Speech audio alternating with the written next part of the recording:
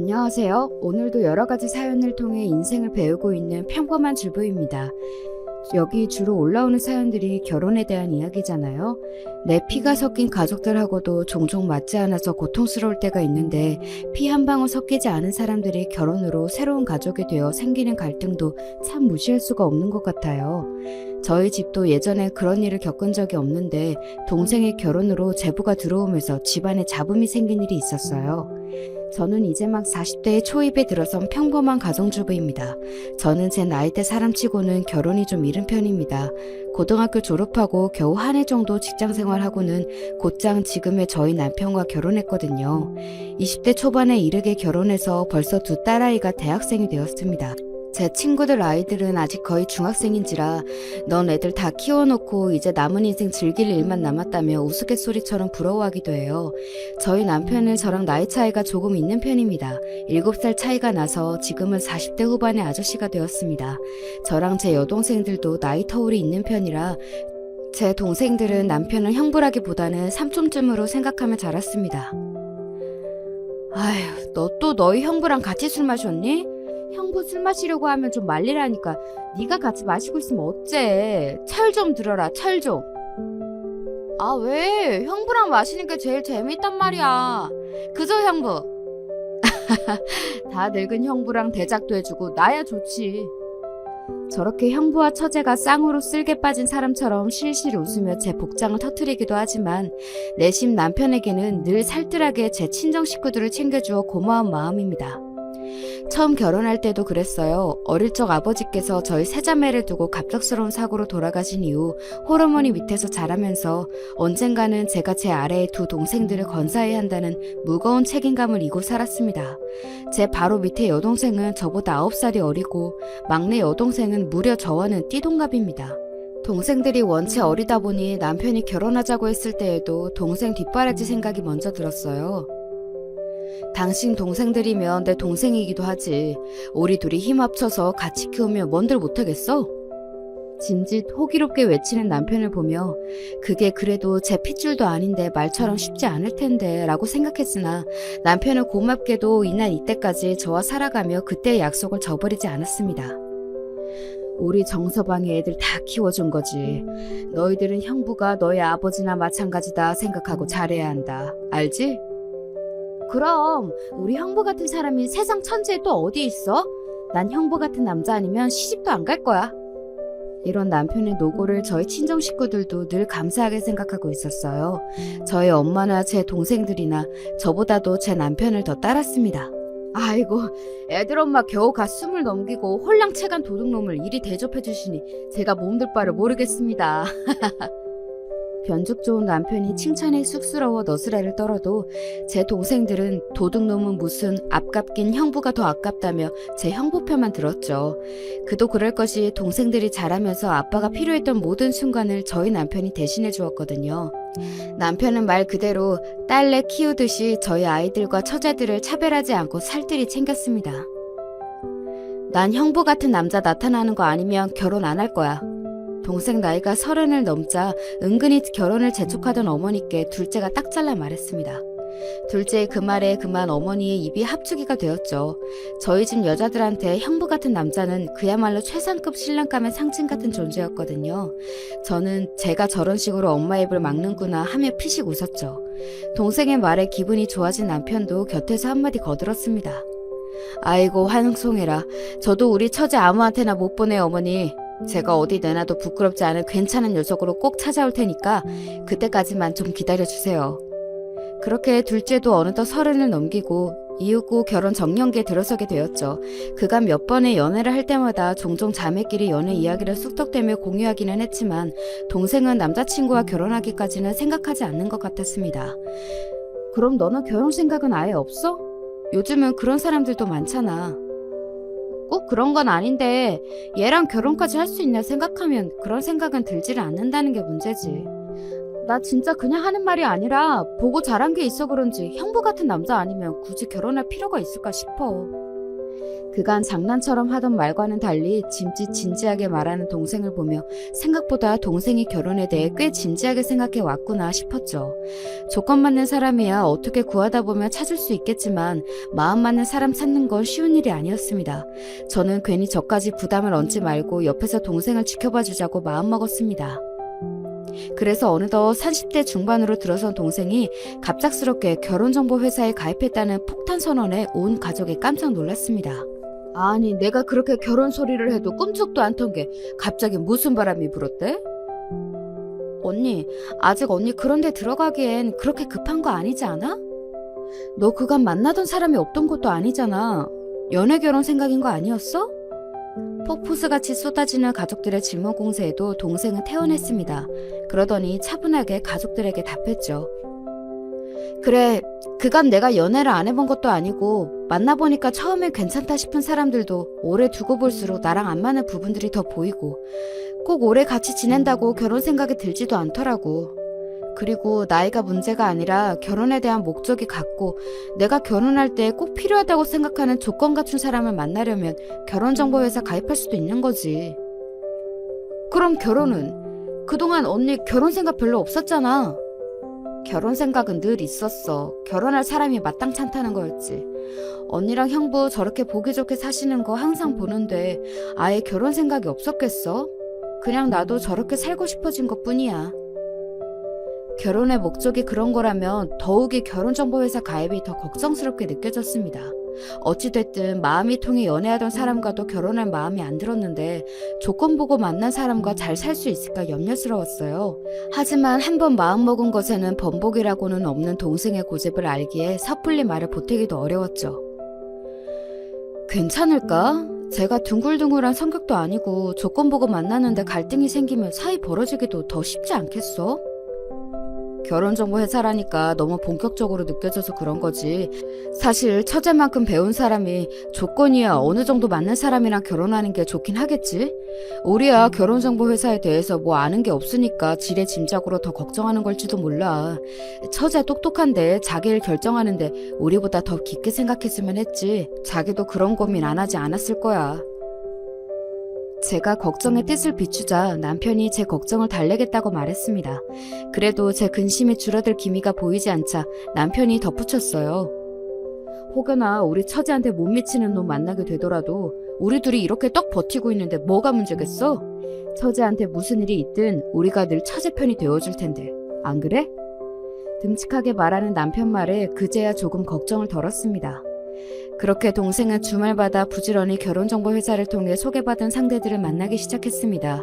역시 조건만으로 만난 사람이 마음에까지 들기는 쉽지 않은 일이었던지 동생의 주말 나들이도 어느새 2달이 가까워져 가고 있었습니다. 그렇게 몇 달이 지났을까 동생이 온 가족을 불러놓고 말했습니다. 요즘 결혼을 전제로 만나고 있는 사람이 있어요. 상대만 갈아치우며 소모적인 선 자리를 계속하고 있는 줄 알았는데 걔 중 마음에 드는 사람이 있었던 모양입니다. 정말로 동생 입에서 결혼 상대에 대한 말을 듣게 될 줄은 몰랐던 저를 비롯해 온 가족이 상대에 대해 궁금해했어요. 어떤 사람인데? 얘기 좀 해봐 언니, 응? 명문대 나와서 지금은 대기업 다니고 있어. 졸업한 학교 수준도 그렇고 다니는 회사 수준도 그렇고 생각하는 거나 가치관이나 나랑 꽤 비슷해서 대화할 때 별로 걸리는 게 없어. 부모님도 노후 준비 다 되어 있다고 하시니 따로 부양한다고 준비할 필요도 없을 것 같고. 예, 그런 거 말고 성품은 어떤데? 뭐 그냥 깔끔해. 예의 바르고 선 지킬 줄 알고. 결혼하고 내 직장 생활이나 이런 거 터치 안 할 것 같고 서로 양보할 거 양보하고 지킬 거 지키면서 살 수 있겠다 싶은 정도? 평생을 함께할 동반자에 대해 이야기한다기보다는 꼭 사업 파트너 얘기를 하는 것처럼 들렸습니다. 또다시 걱정이 불쑥 고개를 들이밀었지만 괜히 나이 먹은 언니가 촌스러운 생각으로 초치는 건 아닌가 싶어 입을 다물었습니다. 여보, 당신 듣기에는 괜찮았어? 나는 왜 이렇게 영 불안한 밤이 가시질 않지? 아무래도 우리 때랑은 생각하는 게 다르잖아. 나도 손아래 동서는 좀 살가운 사람이었으면 내심 기대했나 봐. 그래도 우리가 세 사람 잘 보듬으면 가족으로 잘 지낼 수 있지 않을까? 우리가 잘해야지 뭐. 남편도 은근히 걱정하는 듯 했으나 결혼은 당사자 간의 문제이니 너무 저희 생각만 고집할 수도 없는 일이었겠죠. 그렇게 약간의 근심 속에서 예비 제부가 저희 집을 처음으로 방문했습니다. 제부는 첫인상은 좀 차가워 보였으나 예의 바른 사람이었습니다. 저희 친정어머니께도 저희 식구들에게도 깍듯했어요. 처가댁이 될 집에 처음 방문한 것이었지만 그리 긴장한 것처럼 보이지도 않았습니다. 뭐랄까 새 가족이 될 사람들을 만나러 왔다기보단 업무상 거래처에 왔다는 느낌? 속으로 그런 생각이 들자 곧 새 식구 될 사람에게 이런 생각은 실례지. 내가 그간 미리 너무 걱정을 했는가 보다 마음을 고쳐먹었습니다. 온 가족의 식사까지 다 마치고 늘 그랬듯이 한 주간 있었던 이런저런 이야기들을 시작했습니다. 가만히 듣고만 있던 제부가 저희 남편에게 묻더군요. 그러고 보니 형님께서 어떤 일을 하시는지는 이 사람에게 자세히 들어본 적이 없어서 무슨 일을 하시는지 여쭈어도 되겠습니까? 말 그리 어렵게 할 거 없어요. 곧 한 식구 될 텐데 편하게 해. 나는 간간히 사무도 보다가 공사일도 하다가 그래요. 주로 공사일을 하기는 하지만 내가 성격이 한 군데 진득하게 앉아있지를 못하는 편이라 몸 쓰는 게 편하기도 하고. 남편은 평소와 다름없이 속좋게 웃으며 이야기했지만 저는 기민하게 제부가 남편을 바라보는 눈초리가 달라졌음을 알아챘습니다. 곧 제부가 사회생활에 능숙한 사람답게 아무렇지 않은 척 태연하게 굴었지만 순간이라 할지라도 몸 쓰는 일 하는 사람을 대하는 편견 가득한 눈빛을 확인한 제 마음이 영 불편했습니다. 그때 어떤 사람인지 확실히 알아챘더라면 후에 그 난리는 겪지 않았을까 싶은 생각도 드네요. 제부가 돌아간 후 저는 걱정이 기우로 끝나지 않을 것 같다는 생각에 마음이 더 복잡해졌습니다. 당신 예비 제부랑 잘 지낼 수 있겠어? 자꾸 이런 식으로 생각하고 싶지 않은데 왠지 한 식구로 살갑게 지낼 수 있을 것 같지가 않아. 어허, 이 사람 봐. 곧 가족 될 사람한테 자꾸 그렇게 색안경 끼고 보면 안 돼. 생판 다른 인생 살다가 결혼으로 엮이게 되는 인연인데 어디 그렇게 쉽게 가족이 될 수 있겠어? 처음엔 조금 어려워도 손윗 사람인 우리가 더 신경을 써야지. 무엇보다 똑부러진 우리 처제가 고르고 고른 신랑감인데 너무 그러지 마. 저보다는 저희 남편 때문에 더 걱정인 건데 이런 제 속을 아는지 모르는지 남편이 오히려 저를 달래려 들었습니다. 그렇죠. 이미 제 동생이 결정한 건데 제 감이 안 좋다는 이유만으로 이 결혼에 회방을 놓을 수는 없는 노릇이고 그저 동생 시집 보내는 언니의 주책맞은 생각이겠지. 저도 다시 마음을 달랬습니다.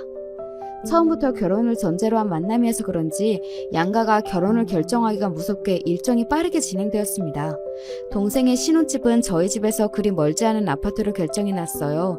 동생과 제부의 직장 모두와 가깝기도 했고 제부의 본가가 지방인 탓에 그 근처는 아예 고려 대상이 아니기도 했고요. 그때까지만 해도 집도 가깝고 저희 부부도 부부지만 저희가 친정 어머니를 모시고 있었기에 동생도 결혼 전에는 자취를 하면서도 뻔질나게 저희 집을 드나들었습니다. 그래서 당연히 동생과 결혼한 후에는 제부와도 자주 볼 수 있을 거라고 생각했죠. 예, 제부는 요새 많이 바쁘니?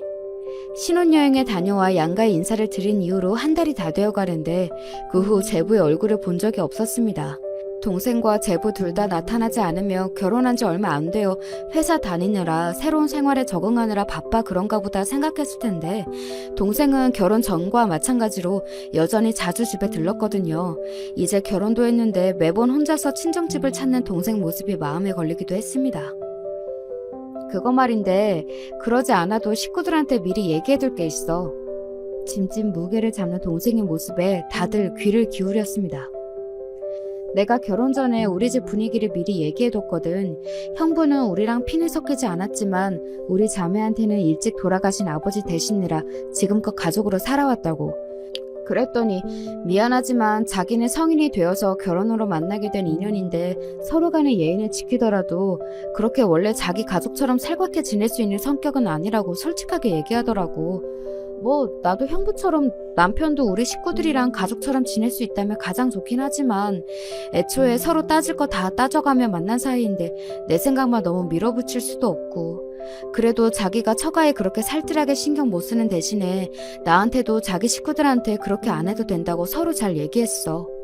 논리적으로야 잘못된 말은 아니지만 그래도 시작부터 제부로부터 가족으로 받아들여지길 거부당한 기분이 드는 것도 사실이었습니다. 저희 친정어머니도 대놓고 뭐라고 말씀을 못하시면서도 서운한 기색은 숨기질 못하셨어요. 그래도 결혼이라는 게 두 사람만 엮이는 일이 아닌데 서로 집안의 얼굴도 비추고 그러는 게 순리지. 처음 만나는 사람인데 누구라고 그런 게 어렵지 않겠어? 다른 사람들도 그런 게 쉬워서 그러고 사는 게 아닌데. 동생이 집으로 돌아간 뒤 결국 어머니께서 그간 쌓인 서운한 감정이 쌓이셨는지 참지 못하고 한 소리 하셨습니다. 그 와중에도 제 딸 생각도 크게 다르지 않다고 하니 강하게 말씀을 못하시는 모습에서 괜히 제가 죄송스러운 마음이 들었습니다. 엄마, 어디 사람 생각이 다 우리 같게 하겠어요? 우리처럼 사는 사람들이 있는 거면 제부같이 생각하는 사람들도 있는 거겠지. 그렇다고 뭐 우리랑 척을 지겠다고 하는 것도 아니고 할 도리는 다 한다고 하니 우리는 그동안 살던 것처럼 살면 그만이야. 어머니를 위로하겠답시고 한 말이었으나 제 입으로 뱉으면서도 저 스스로도 그리 받아들여지지는 않았어요. 저도 제 식구 들어올 생각에 은근히 기대를 하고 있었나 봐요. 우리 때랑은 다르니까 이해해야지 하면서도 솔직히 좀 거리감이 생기는 건 사실이네. 나도 나인데 엄마 때문에 더 속상해. 에휴, 그러게 장모님하고라도 좀 살갑게 잘 지내면 좋았을 텐데.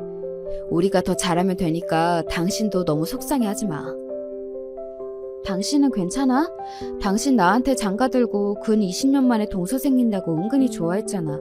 이 집에 죄다 여자들 뿐이니 같이 술도 마시고 낚시도 가면 딱 좋겠다면서 기대한 거 내가 뻔히 다 아는데. 낚시야 당신하고 가도 되고 처제들이 매번 술친구 잘해주는데 뭐 내키지 않아 하는 사람한테 자꾸 다가가는 것도 내 생각만 하는 건 아닌가 싶어.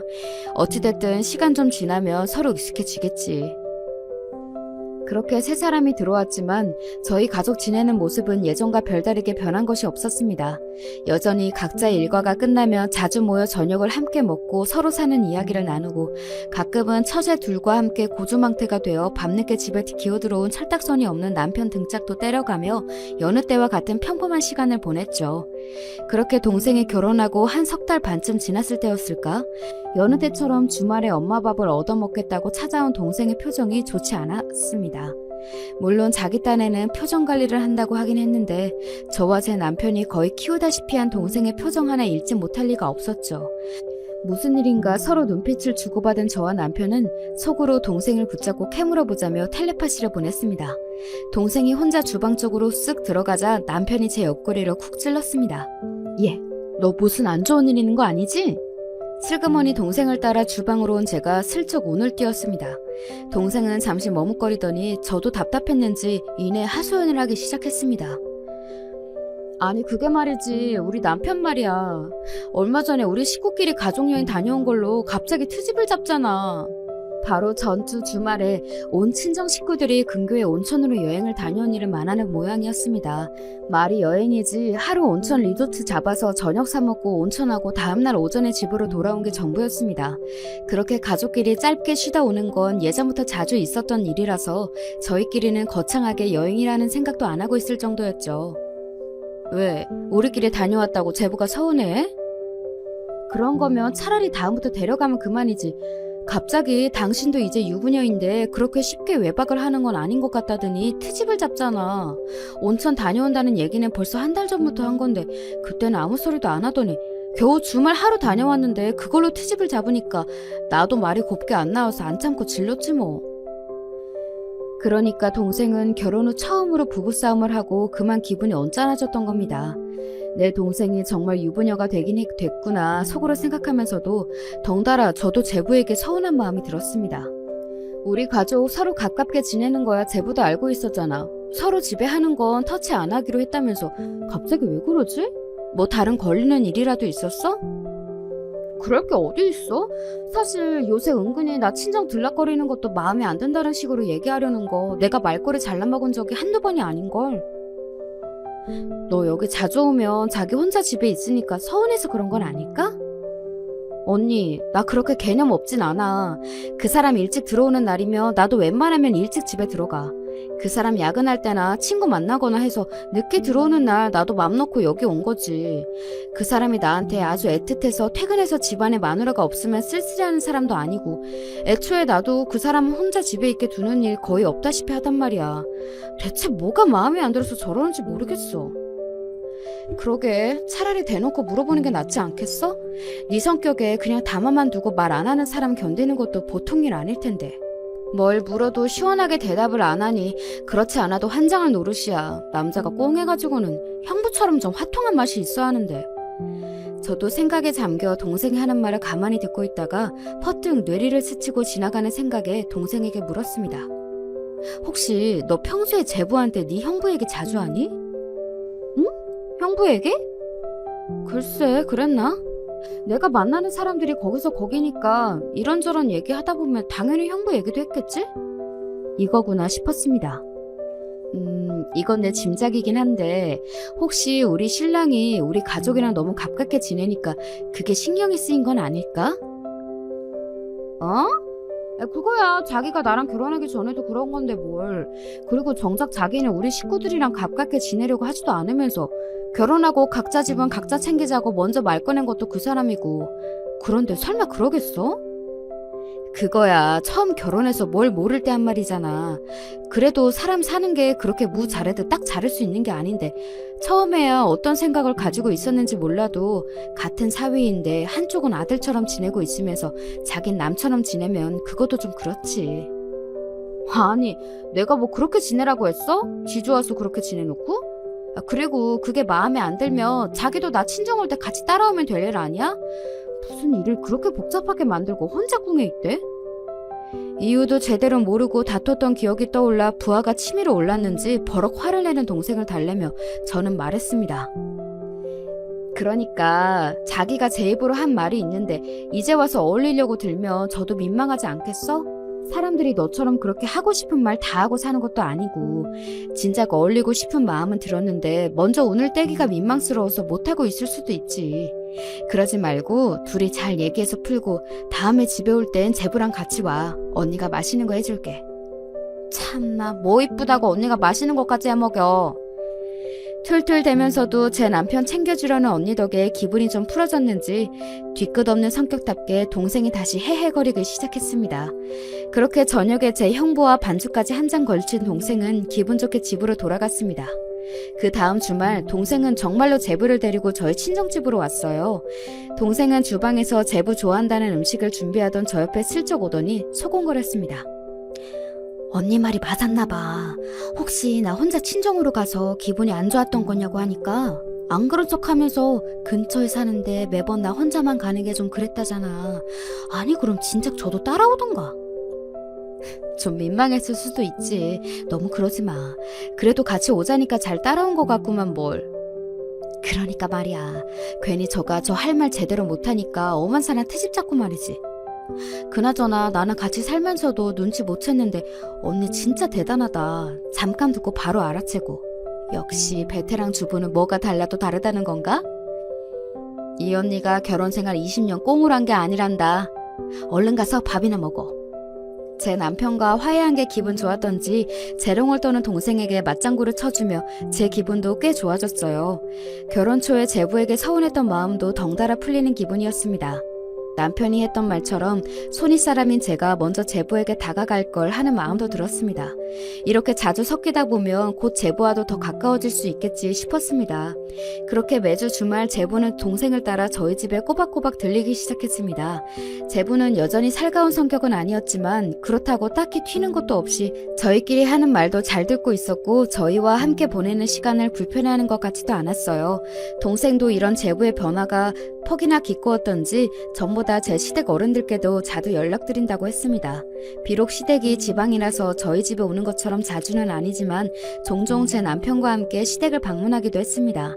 사람이 오는 게 있으면 가는 게 있는 도리인지라 제부가 저희와 어울리기 시작한 만큼 자기도 시댁 식구들과 예전보다 더 잘 지내봐야겠다 싶었던 모양입니다.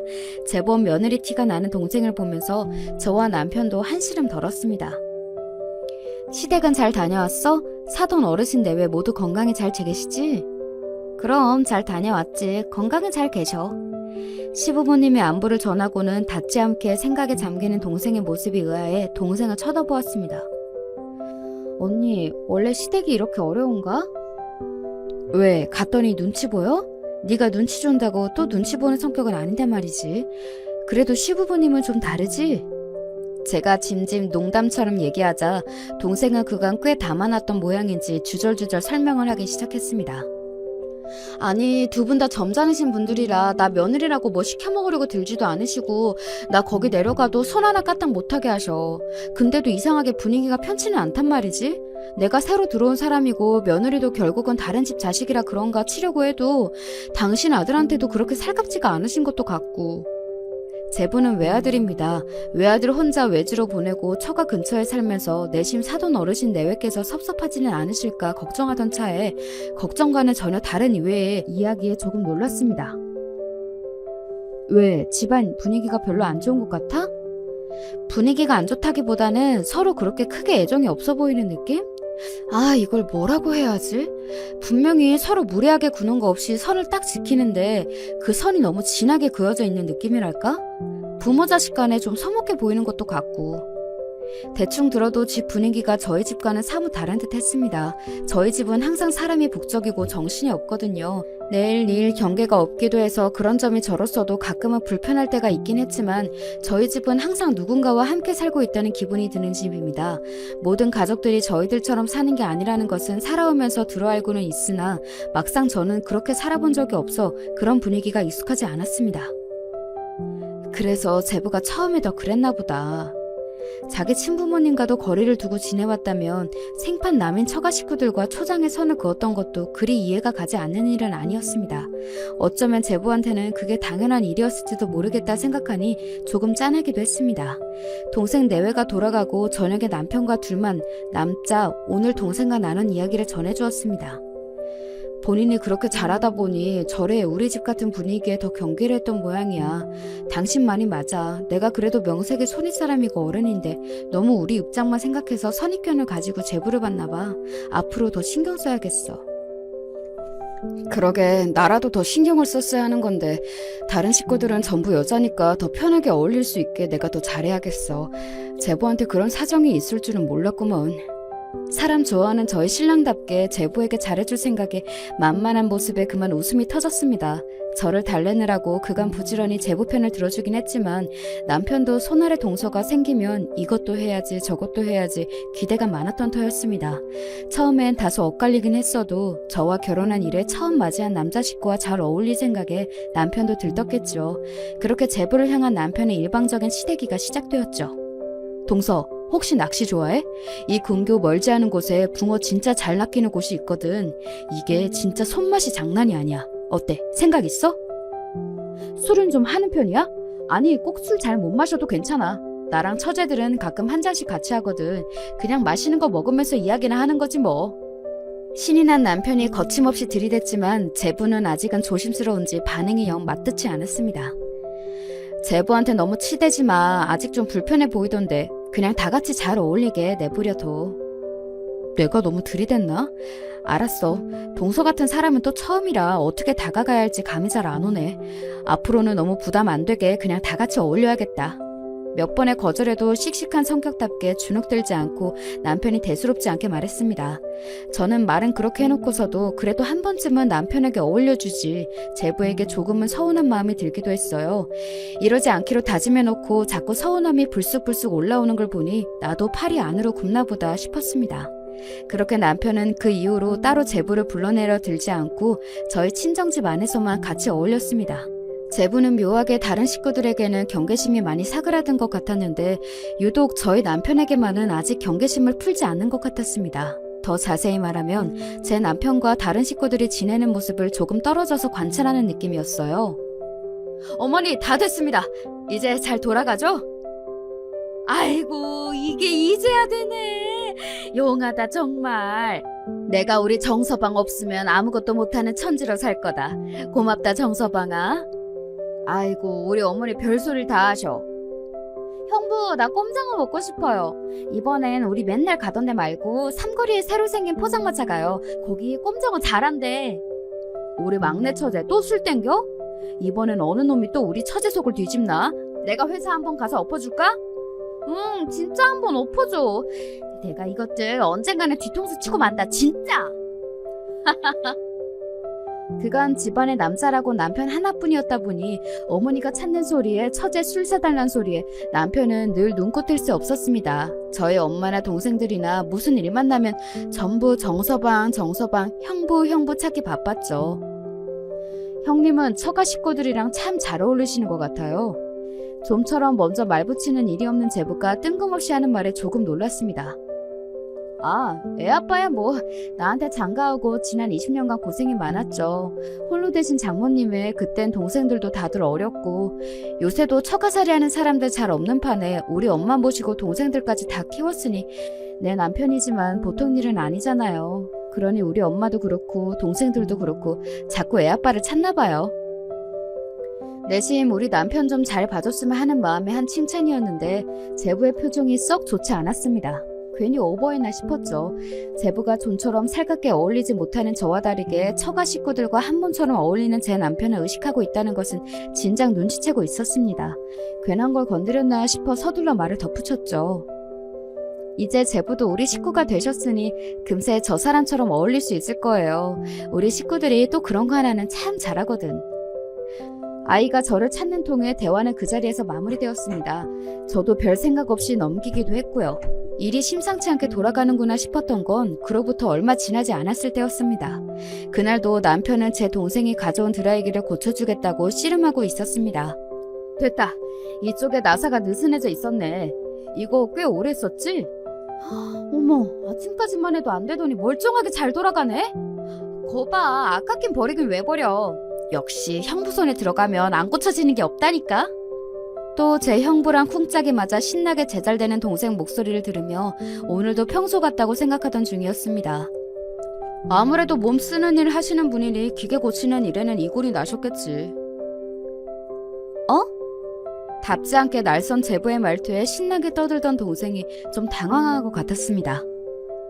드라이기 그거 뭐 얼마나 한다고 아침부터 사람을 붙잡고 귀찮게 굴더니 그냥 새로 하나 사면 될걸. 그걸 또 고쳐서 쓰겠다고. 아니, 고칠 수 있으면 고쳤으면 좋지. 무슨 말을 또 그렇게까지 해?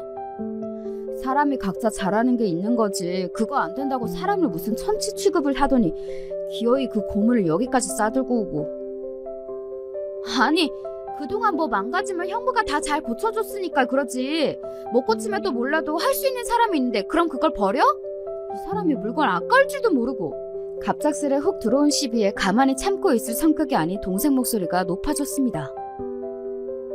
지금 내가 물건 아까운 줄 몰라 이래? 나야 내도록 공부만 하고 대기업에서 사무직 하는 사람이니 기계 정도야 모를 수도 있지. 겨우 그딴 걸로 이렇게 사람 대우를 다르게 해? 이러다 큰 싸움으로 번지지 싶어 저와 제 남편이 끼어들어 둘을 뜯어 말렸습니다. 아이고, 너는 제부한테 말을 왜 그렇게 해? 그만해. 그래, 처제 너무 그러지 마. 나야 나이 먹고 할 줄 아는 게 이런 것밖에 더 있나. 동서같이 똑똑한 사람이 또 어디 있다고 아침부터 타박을 했어? 그러지 말고 둘이 풀어. 응? 그래도 선의 사람 앞에서 계속 큰 소리를 내기는 민망했던지 싸움은 멈췄지만 둘 다 화가 풀리지는 않았죠. 그날은 그렇게 종일 두 사람 사이에서 눈치를 보다가 하루가 다 가버렸습니다. 저녁에 그날 하루의 일을 다시 생각해보니 은근히 기분이 좋지 않더라고요. 그 당시에는 난생 처음 목도하는 동생의 부부싸움에 정신이 없어 지나갔으나 자기도 모르게 제부가 남편을 은근슬쩍 깔보고 있다는 생각이 들었습니다. 몸 쓰는 일 하시는 분이라니요. 말이 좋아 점잖게 표현해서 그렇지 저는 많이 배우고 대기업 다니는 잘난 사람이고 저희 남편은 배운 거 없어 힘쓰는 일에서 빌어먹고 사는 사람이다 이거 아닙니까? 그간 제부가 묘하게 저희 남편에게 날이 서 있었다는 건 알고 있었지만 이건 또 다른 문제였습니다. 당신 앞으로 제부 앞에서 당신 깎아내리지 마. 응? 내가 언제? 당신은 할 줄 아는 게 그것뿐이라니. 동서는 많이 배운 똑똑하고 잘난 사람이라느니 했잖아. 제부 안 그런 것 같으면서도 당신 공사일 한다니까 태도가 영 불량한 것 같단 말이야. 진짜 기분 나쁜 것도 하루 이틀이지. 져주지 마 당신. 아이고, 난 또 뭔 소린가 했네. 아까 낮에 한 말 때문에 그래? 둘이 싸우는 거 말린다고 한 소리잖아. 그리고 내가 뭐 무시한다고 얌전하게 무시받고 있을 성격이야? 별 걱정을 다 하십니다, 마나님. 평소처럼 유들유들하게 넘기려드는 남편에게 제가 더 마음이 달아 잔소리를 했습니다. 아, 정말 그렇게 장난처럼 넘기지 말고. 아랫사람이라고 다 봐주는 거 아니야. 다음에 한 번이라도 더 당신한테 그렇게 예의 없는 소리 하면 그땐 내가 뒤집어 엎을 거야. 그런 일이 있으면 뒤집어도 내가 뒤집어. 내 마누라한테 내 대신 뒤집게까지 안 만드니까 걱정은 붙들어 매시오. 둥글둥글 사람 좋아 보이는 남편이지만 거친 인부들 사이에서 20년이 넘게 일해온 베테랑이었습니다. 보기보다 눈치가 기민한 남편이 제부의 삐딱한 태도를 눈치채지 못했을 리가 없죠. 그간 제부가 우리 식구들과 잘 어울리지 못했기도 하고 본인이 더 어른이니 더 참아준 것도 분명 있었을 겁니다. 그렇지만 저한테도 제 남편이 가장 중했습니다. 다시 한번 그랬다가는 정말 혼쭐을 내주리라 작심하며 제 기분을 풀어주겠다고 옆에서 재롱을 떠는 남편 말을 한 귀로 흘렸습니다. 다음 주말 어찌어찌 저들끼리는 풀었는지 동생과 제부가 함께 저희 집에 왔어요. 제부 성격에 이번 주는 안 올지도 모르겠다 싶었는데 요상하게 저희 집을 다시 찾은 이후로 제부는 나름 성실하게 저희 집에 출석하고 있었습니다. 큰 소리 내어 미안하다는 동생을 사과해도 옆에서 그저 묵묵히 앉아서 듣고만 있는 제부 모습이 영 마음에 들지는 않았지만 가운데 끼어 곤란한 동생 입장을 생각하며 한 번 더 꾹 눌렀습니다. 식사하다 동생이 결혼하고 첫 휴가로 제부와 해외여행을 떠날 계획을 세우고 있다고 오늘 띄웠습니다. 해외 좋지. 난 언제 해외여행 갔는지 이젠 기억도 안 난다 얘. 괜스레 저까지 들뜨는 마음에 조금 과장해서 한 말에 제부가 대꾸했습니다. 해외여행 다녀오신 지 오래되셨나 봐요. 그러고 보니 지금 형님 벌이로는 애들이랑 내 식구 해외여행 나가기는 좀 부담스러우실 수 있겠네요. 그 말 한마디에 분위기가 순식간에 싸해졌습니다. 더는 안 되겠다 싶어 제가 입을 열었죠. 제부, 그런 말은 내가 영 듣기가 불편하네? 네? 제부가 우리 부부 형편을 알면 뭘 얼마나 안다고 그런 식으로 말하는 것도 기분이 썩 유쾌하지 않은데 설령 그게 진짜라고 하면 더 말을 조심해야 맞는 거 아닌가? 평소와 달리 나를 잔뜩 세운 제 말투에 제부는 물론이고 동생과 남편, 다른 식구들까지 어쩔 줄을 몰라 했습니다. 아니 저는 처형한테 드린 말씀이 아니고 내가 아니면 우리 남편 들으라고 한 소리라는 거예요? 내가 전부터 벌써 여러 번 참았는데 제부, 손이동수한테 그러는 거 아니에요. 은근히 안에서 일하는 사람, 밖에서 일하는 사람 갈라가며 얘기하던 거 내가 모를 줄 알아요? 한번 입이 터지기 시작하니 그간 담아놨던 것들이 죄다 터져 나왔습니다. 제 기세가 좀처럼 가라앉을 것 같지 않자 사방에서 저를 말리겠다고 끼어들었습니다. 여보 그만해. 제부도 그런 뜻으로 한 말은 아닐 거야. 이 사람이 정말 무슨 소리를 하는 거야. 언니 내가 대신 사과할게. 형부 정말 죄송해요. 그래 내가 듣기에도 그건 기분이 좀 나쁘네. 이번엔 이서방이 실언했네. 남편과 동생의 저희 어머니까지 집안은 순식간에 아수라장이 되었습니다. 오늘은 이런 기분으로 더는 웃는 낯으로는 못 앉아 있겠네요. 저 먼저 들어갈게요. 저는 뒤도 돌아보지 않고 저희 방으로 문을 쾅 닫고 들어왔습니다. 속상함에 베개를 끌어안고 엎드려 훌쩍이는데 슬그머니 들어오는 남편 발자국 소리가 들렸습니다. 울지마 여보, 많이 속상했어? 저가 뭔데 내 남편을 무시해? 저는 뭐 얼마나 잘났다고. 어린애처럼 소리 지르며 엉엉 우는 제 모습에 남편도 속이 상해 보였습니다. 남편도 얼마나 어처구니가 없었겠어요. 그래, 내가 괜히 집안 분위기 어지럽힐까봐 너무 참았나 보다. 당신까지 속상하게 만들었네. 다음번에는 진짜로 나도 가만히 안 있을게. 입안 그쳐 여보, 응? 다음날 남편과 저는 제부로부터 사과의 말이 담긴 메시지를 받았습니다. 연신 전화를 걸어와 사과를 하는 제 아내와는 달리 언에게 경솔했다며 앞으로는 주의하겠다는 짧은 사과의 말에 썩 기분이 풀리지 않더군요. 말로 하긴 민망했나 보네. 제부 성격 알잖아. 무례하게 비꼴 때에는 잘만 나오단 말이 사과할 땐 안 나온대? 진짜 갈수록 마음에 안 들어. 당신 진짜로 참아주면 안 돼. 아이고 알았대도 그러네. 한동안 꼴도 보기 싫었지만 그 다음 주 중에 막내 동생 생일이 있었습니다. 언니 이번에 그냥 미룰까? 아직 저는 제부 꼴도 보기 싫었지만 중간에 껴서 괜히 제 눈치를 보는 막내 동생의 생일을 제 맘대로 미루고 싶지는 않았어요. 게다가 식구들 생일이 있는 주말에는 가급적 다들 시간을 내서 함께 케이크도 나눠 먹고 시간을 보내는 게 저희 집 나름의 전통이기도 했습니다. 아니야 미루긴 뭘 미뤄. 괜히 언니 때문에 너까지 다 눈치를 보게 한다. 신경 쓰지 말고 하던 대로 하자. 그렇게 또다시 주말이 다가오고 온 식구가 저희 집에 모였습니다.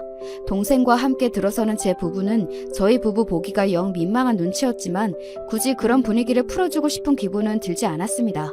제부는 일주일간 동생에게 꽤나 시달렸는지 기어들어가는 목소리로 저와 남편에게 사과했습니다. 지난번에는 제가 실언했습니다. 함부로 말하고 무례하게 군 점 사과드리겠습니다. 본인이 한 짓치곤 여전히 사과가 짧다 싶었으나 옆에서 제가 더 죄스러워하는 동생과 생일을 맞이한 막내를 생각해 마지막으로 한 번만 더 넘어가기로 했습니다. 그래요. 사과 받겠습니다. 어서 들어오세요. 그런 일이 있고 온 가족이 처음 모인 자리라 처음에는 분위기가 약간 서먹했으나 다들 부침성 있는 사람들답게 금세 분위기가 풀어졌습니다. 막내 좋아하는 음식으로 가득 차려진 생일상도 맛있게 먹고 케이크에 촛불도 불고 나니 저도 기분이 좀 풀렸죠. 언니, 간만에 한잔 할까? 평소 술을 좋아하진 않지만 분위기 풀어보겠다고 무진 애를 쓰는 생일 당사자의 노력을 외면할 수 없어 온 가족이 술 한 잔씩 주거니 받거니 하게 되었습니다.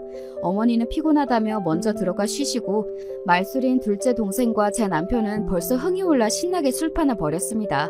저는 막내와 홀짝이며 대작을 하고 있는데 맞은편의 제부가 벌써 고개를 끄덕끄덕 하고 있더군요. 아무래도 술이 약한 모양이었습니다.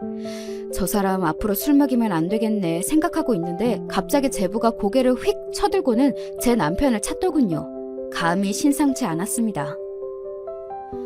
이 집안 식구들은 전부 형님이 참 대단한 사람인 것처럼 굴던데 형님 참 좋으시겠어요. 처제와 기분 좋게 술잔을 기울이던 남편이 당황해서 제부를 쳐다보았습니다. 또다시 제 남편이 사고를 칠까 걱정된 동생이 제부 입을 막으려 들었지만 소용이 없었죠. 이 사람이 술을 마시려면 곱게 마실 일이지. 당신 나중에 후회할 소리는 아예 할 생각 마. 내 입으로 내가 얘기하겠다는데 네가 왜? 아니 너도 그래. 그래도 내가 네 남편인데 편을 들려면 내 편을 들어야지. 그저 형부. 네 말대로 형부지 진짜 아버지도 아니잖아? 이 사람이 진짜! 기겁을 하는 제 아내를 본체도 안 하고 제부가 말했습니다. 형님, 제가 어디 가서 이렇게 대우받을 사람이 아니에요. 배운 거 많아 직장 좋아. 형님같이 일용직이나 하면서 먹고 사는 사람보다 못한 취급 받을 사람이 아니라는 겁니다. 제가 이렇게 엮여서 그나마 형님이랑 마주 앉아 밥도 먹고 하는 거지. 이 사람 아니면 형님 같은 사람하고 이러고 있을 사람이 아니에요. 제부, 지금 무슨 소리 하는 거예요? 이런 사람이라니? 처형이야 남편이니까 감싸려고 하시는 건 알겠는데요. 솔직히 제가 뭐 그렇게까지 못할 소리 한 것도 아니지 않습니까? 아니 사람이 급이라는 게 있잖아요. 안 그래요? 형님이 한번 말씀해보세요.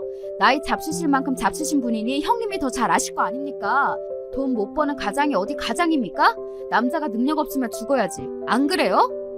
짐작은 하고 있었으나 술김에 거르지도 못하고 내뱉는 제부의 적나라한 사고방식에 그만 질려버리고 말았습니다.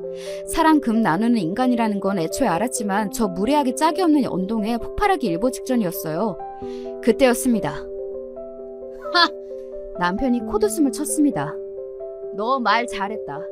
내가 그간 너 어디까지 가나 한번 지켜보고 있었는데 오늘 아주 바닥을 보이는구나. 내가 공사일 한다니까 정말 하루 벌어 하루 먹고 사는 막노동꾼이라도 된 줄 아나 본데 내 재산이 200억이 넘는다. 남편 말에 이게 무슨 소리인가 싶은지 제부 눈이 튀어나올 듯 했습니다.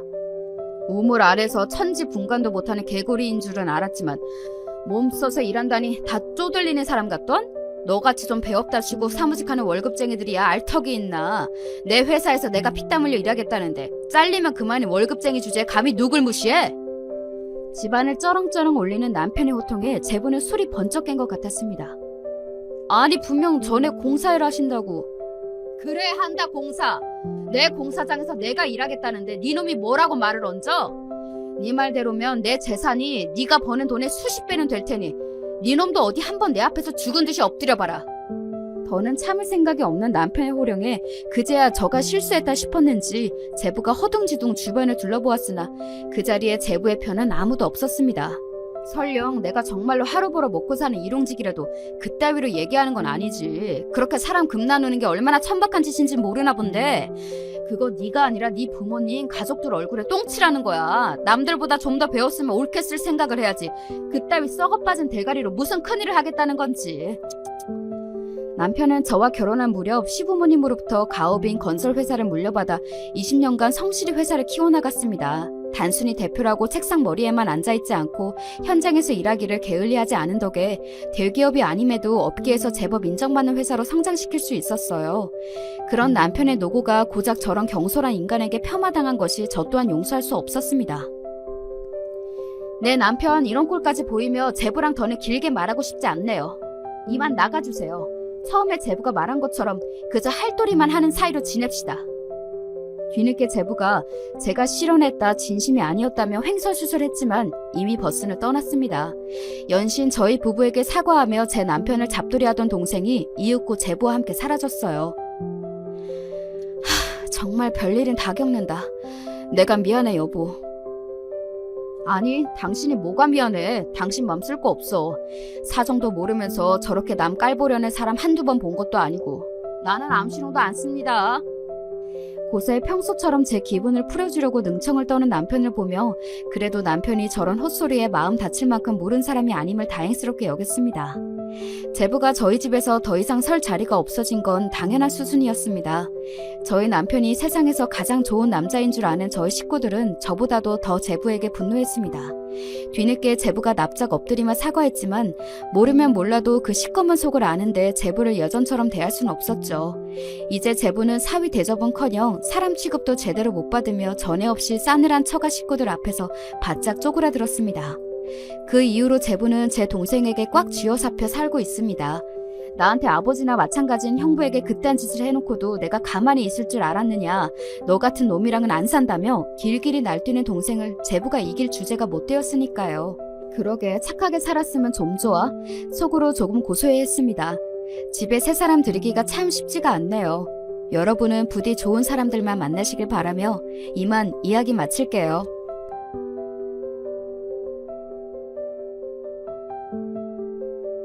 안녕하세요. 저는 최근 엄마를 일찍 보내고 슬픔을 추스리고 있는 40대 여자입니다. 제 나이가 40이라 하면 많은 분들이 유추하셨겠지만 저희 엄마는 비교적 일찍 세상을 뜨셨습니다. 그 사실이 참 아직도 가슴이 아픈데요.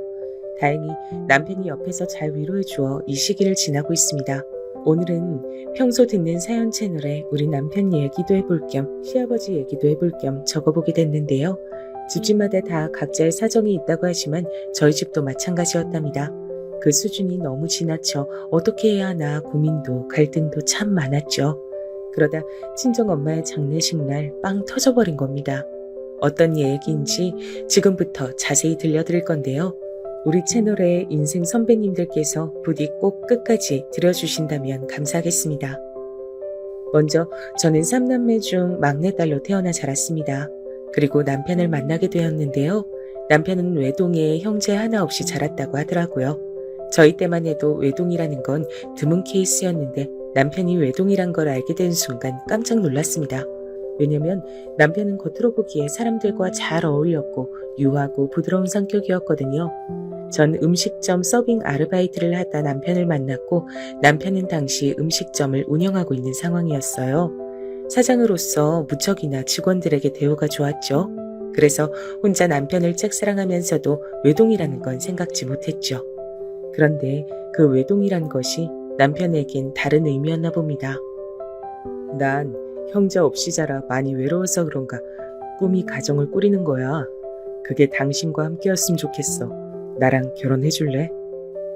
남편의 프로포즈도 이런 내용이었거든요. 남편은 외로움을 잘 타는 성격이었는데 저는 저와는 반대인 그런 점이 인간적으로 느껴져 오히려 좋았고 프로포즈에도 화답하여 시집을 가게 됐습니다. 결혼 생활은 대체로 행복했어요. 남편과 저의 사이는 아무 문제 없었죠. 그런데 남편의 아버지, 즉 저희 시아버지 되실 분이 문제라면 문제였답니다. 결혼 초기엔 별로 이상한 점을 크게 느끼지 못했었는데요. 저희가 허니문 베이비로 아이를 일찍 낳고 결혼 생활을 하면서부터 시아버지가 이상하다는 걸 느끼게 됐어요. 발단은 시어머니의 돌연사였습니다. 시어머니께서 암으로 투병을 길게 하시다 어렵게 완쾌를 하셨어요. 저도 당시 어머니를 옆에서 간호하며 재발하지 않기를 얼마나 기도했는지 모릅니다. 그런데 갑자기 어느 날 어머니께서 급성 심근경색으로 세상을 뜨고 마신 것이었죠.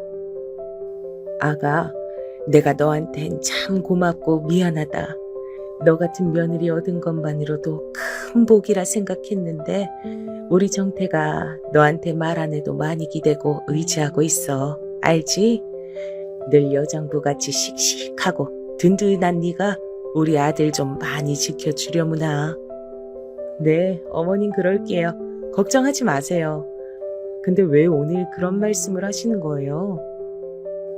전날 저희 시어머니께선 자신의 죽음을 예감이라도 하신 것인지 이런 말씀을 남기셨는데 그게 어떤 징조였나 봅니다.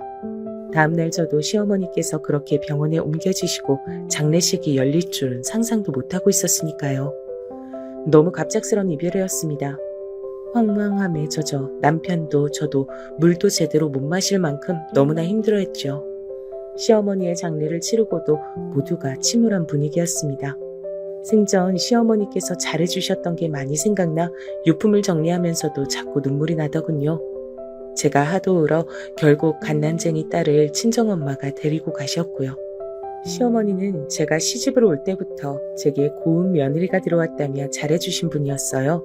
사실 남편의 집안에 비해 저희 집이 많이 기운 편이었고 저 또한 큰 배경이 없었답니다. 고졸에 음식점 설거지, 서빙, 그런 알바들을 전전하며 살았던 사람이었고요. 친정이 시골에 있다 보니 배움의 기회도 짧았던 것 같고 저 역시 공부에 딱히 흥미가 없었거든요. 근데 그런 저를 받아주시며 이토록 환대해 주시니 제가 더 잘해야겠다라는 마음이 절로 생기더라고요. 어머님, 저 왔어요. 어머님 좋아하는 과일 사들고 왔어요. 어머님 댁이랑 저희 집이 가까우니 너무 좋은데요? 이렇게 좋을 줄 알았으면 진작 이사 올 걸 그랬어요. 아이고, 추운데 과일을 들고 여기까지 손이 다 빨개졌잖니. 얼른 그거 내려놓고 이리 와서 온기 좀 쐬라. 엄마가 난방 틀어줄게. 시어머니는 제게 있어 제2의 엄마였답니다. 친정엄마도 제게 물론 혈육이니만큼 애달프고 소중한 존재였지만 막상 결혼을 하니 오갈 기회가 별로 없었는데 그 적적함과 외로움을 시어머니께서 채워주셨죠. 반면 시아버지는 제게 큰 관심이 없으셨어요. 뭐랄까요? 늘 밖으로 돌기 바쁘셨고 제가 어쩌다 마주친 날엔 항상 술에 만취해 계셨으니 대화를 나눌 시간이 없었어요. 그나마 명절이 되면 온전한 정신으로 앉아 있으시긴 했는데 그마저도 몇 마디 주고받다 갑자기 소주를 까 혼자 벌컥벌컥 마시며 자기 얘기만 주구장창 늘어놓으셨습니다. 듣는 게 곤혹이었죠. 그러다 이런 일도 있었습니다. 아직도 이 일이 생각나는데요. 아마도 추석날이었을 거예요. 술에 취한 시아버지가 혀가 꼬인 발음으로 인생 수업을 해주겠다며 얘기를 꺼낸 거였고 그 말에 분위기가 약속한 듯 서늘해졌죠. 아니, 그러니까 내가 말이다. 얼마나 이 집안을 일으키기 위해 고생이었는지 아니? 이 가난한 집구석 옆에 내는 집안일밖에 안 하지. 허기야, 여자가 할 줄 아는 게 뭐가 있었겠어. 내가 이 모든 가족을 다 짊어지고 한 계단 한 계단 오른 거야. 자식놈 교육비에 생활비에 다 책임지고 그 무게가 얼마나 견디기 힘들었는지 죽고 싶었던 적이 한두 번이 아니었다. 며느라가 너도 알 건 알아야 해서 말하는 건데 내가 정태 저놈 저렇게 사람 만들어 놓느라 아주 큰 고생했다. 아, 네, 그럼요. 아버님 알아요. 여보, 며느리도 있는데 술은 그만 잡수시고 이제 다른 얘기로 넘어가요. 아이고, 옆에 나 왜 이렇게 눈치 없이 껴들어? 남편이 말하는데 그냥 듣고나 있어. 내가 우리 며느라가한테 얼마나 고생해서 이 아파트 장만하고 애 키우고 마누라 건사했는지 말하는데 내 말이 웃어? 웃음냐고? 술맛 떨어지게 하는데 뭐가 있어 진짜. 이때 남편과 시어머니의 표정이 무척 안 좋았습니다. 거기다 시아버지의 태도는 대놓고 시어머니를 무시하는 식이었죠. 아무리 옛날 분이라고 해도 사실 옛날 분도 아닌데 그런 태도는 좀 너무하다 싶었죠. 저도 모르게 두 사람 눈치를 보았습니다. 남편은 그의 혼잣말로 언제 아버지가 그런 고생을 했다고 하고 속삭이더라고요. 미안해요. 내가 주책맞게 껴들었네요. 알았어요. 당신 얘기해요. 시어머니께서 사과를 하시고 나서야 분위기가 조금 사그라들었고 시아버진 다시 기분이 좋으신지 주저리 자기 얘기를 시작하셨습니다. 근데 웃긴 건 시아버지가 이 말을 한 지 얼마 되지 않아 재산의 상당 부분을 잘못된 투자로 날려버리셨단 겁니다. 자신이 그렇게 될 줄도 모르고 저런 재산 얘기를 꺼낸 것이었겠죠. 전 철석같이 그 말을 믿고 있었고요.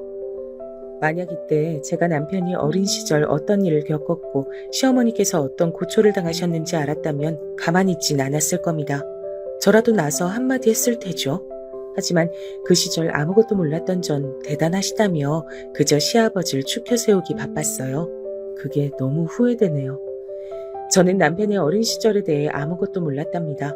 남편에게 물어보면 남편은 이런 식이었어요. 남들 다 잘하는 것처럼 평범하게 자랐지 뭐. 그래도 외동이니까 귀한 대접 받으며 자랐던 것 같아. 형제가 많은 집보단 대화가 좀 없긴 했지만.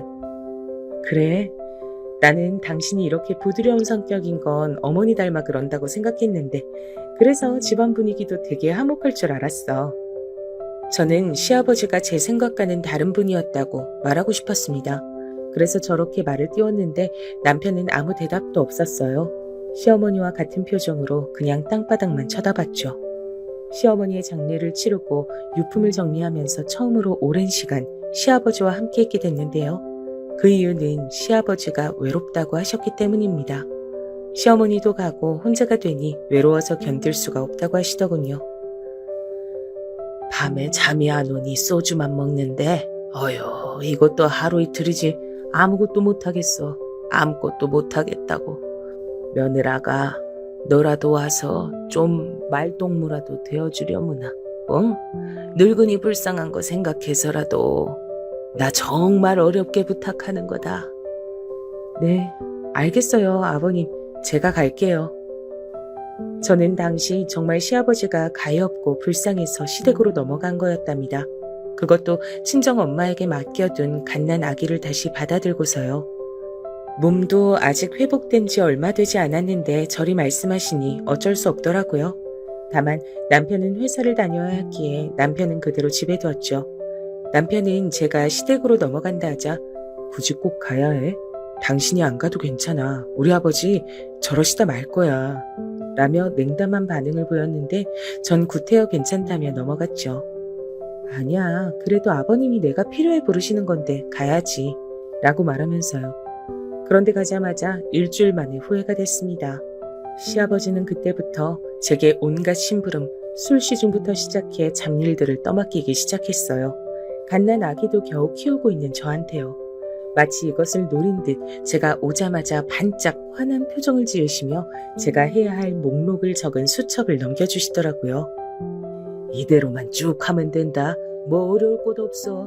집이 큰 집도 아니고 세탁기 돌리고 청소기 돌리고 뭐 먼지 같은 거나 쓸고 닦으면 되고 내 밥 아침이랑 저녁 정도만 차려놓으면 된다. 근데 매일 같은 반찬 먹는 건 별로 안 좋아하니까 그건 네가 알아서 잘 분간하고 아무튼 며느라 잘해줄 수 있지? 너만 믿는다. 그리고 고맙다. 우리 며느라가 밖에 없어. 네. 근데 나가시게요? 옷차림이 나가시는 차림이네요. 나는 저녁에 잠깐 약속 있어 나가보마. 시아버지는 그 말씀을 남기고 나가버리셨습니다. 분명 전화로는 죽을 것 같은 목소리였는데 막상 오니 슬픔의 기색이라곤 온데간데 없었죠. 어머니를 잃어 외롭다 하신 분이 맞나 싶었습니다. 근데 더 가관이었던 건 시아버지께서 적어놓은 수첩을 들여다보니 별 기막힌 내용이 다 적혀 있더라고요.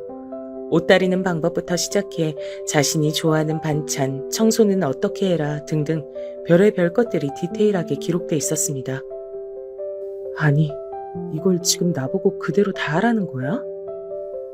돈을 받는다 해도 때려치우고 싶은 힘든 강도의 일이었습니다.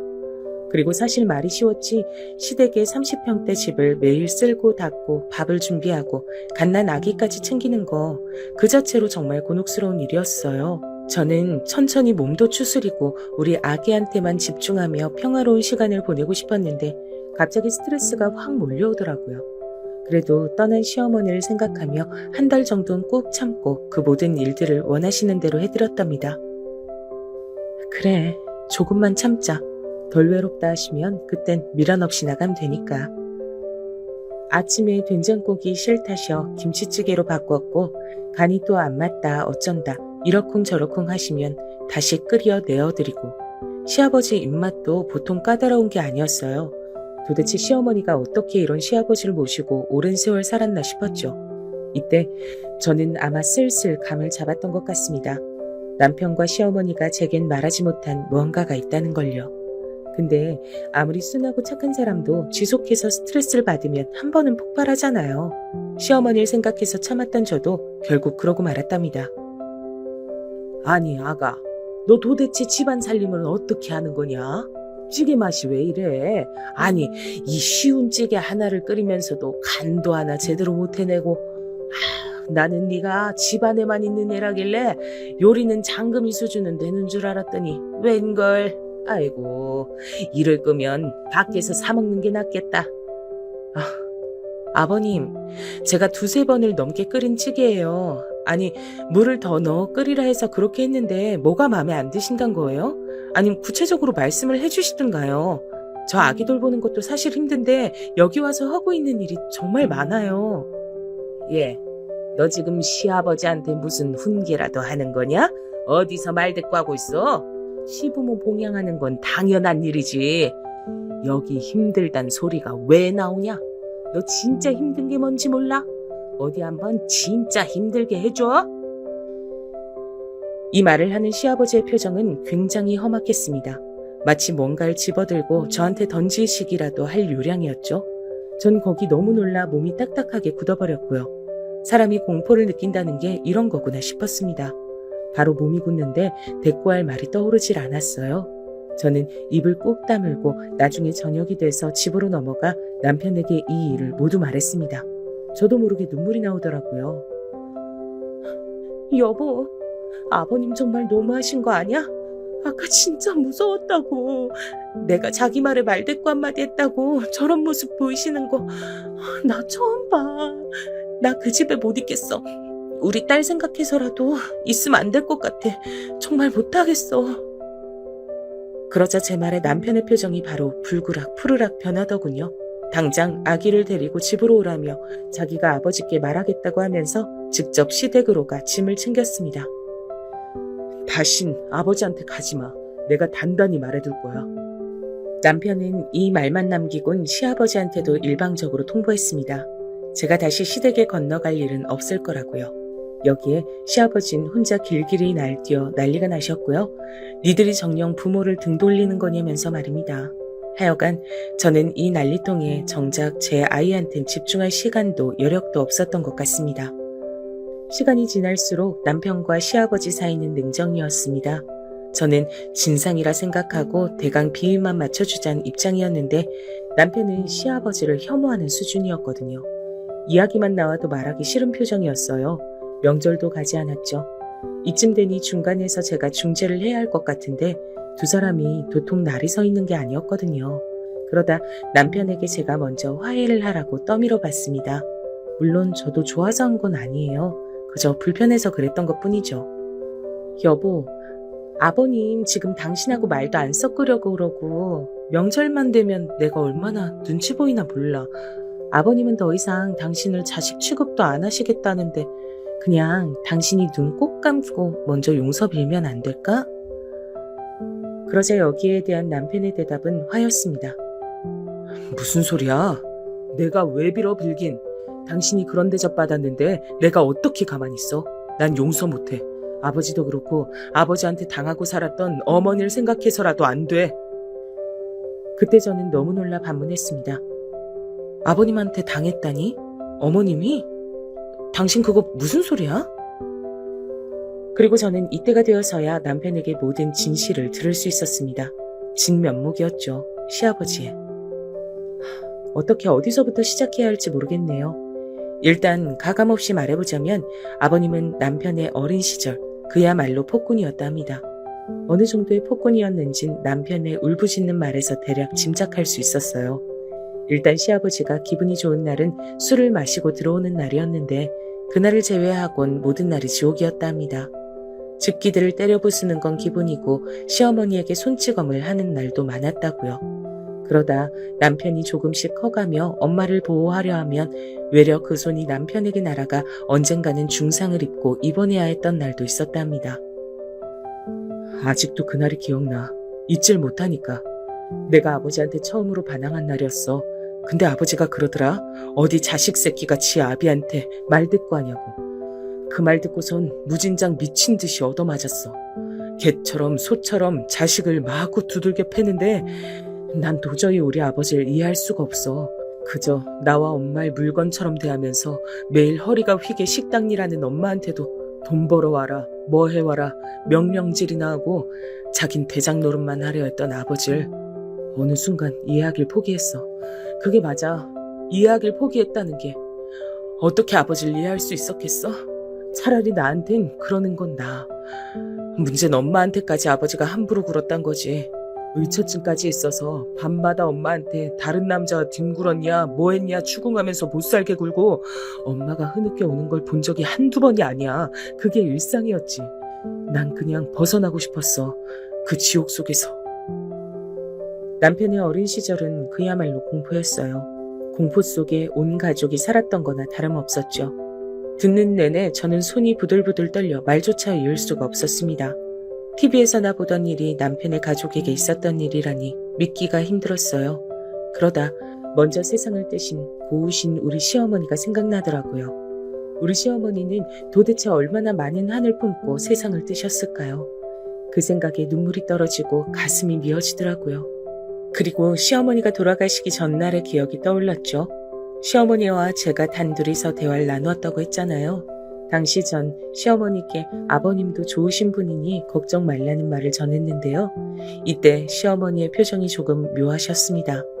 어떤 슬픔이 깃들어 있는 표정이었달까요?